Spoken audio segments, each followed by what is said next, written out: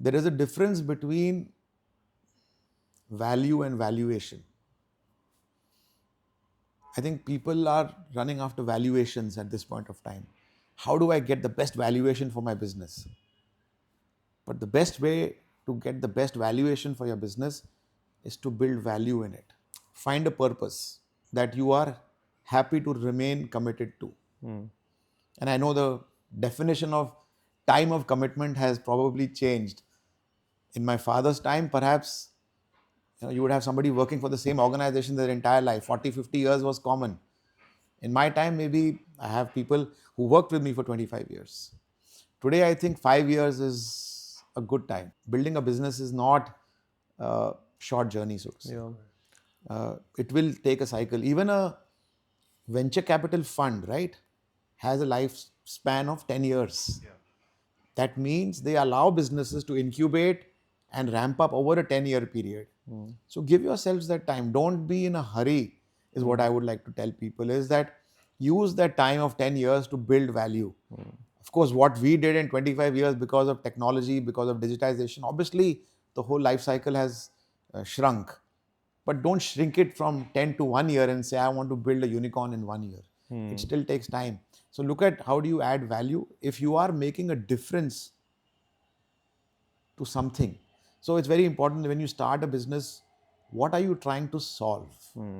Do the right things, have the right ethics, work hard, party harder. I have no problem with that at all. But don't expect that on Monday I'll become a unicorn. No, that's not going to happen. Give it time. Everything takes time. I think, Doc, because there's so much digital stimulation all around us, right? And if you see back in the day, the number of triggers that might influence you to take a decision were less or lesser. Now, you constantly on Instagram or Facebook, you're seeing some successful entrepreneur in America, in some other city in India, some person living a different lifestyle which you aspire to live. And then immediately after 3 months, you're seeing a different aspiration. So your aspirations itself are not aligned in a particular direction. So I think what you beautifully put across, it's like give yourself time to actually figure out also what sort of value you want to create, not just Absolutely. like ठीक है मुझे आज ये करना है and then after every 3 months 1 year you're changing your alignment because then you're not going to amount to anything. So figure out that value and once you find that value, stick by it no matter how many triggers and distractions comes your way. I think you said it correctly, Darshan, that how do you minimize your distractions? Yeah.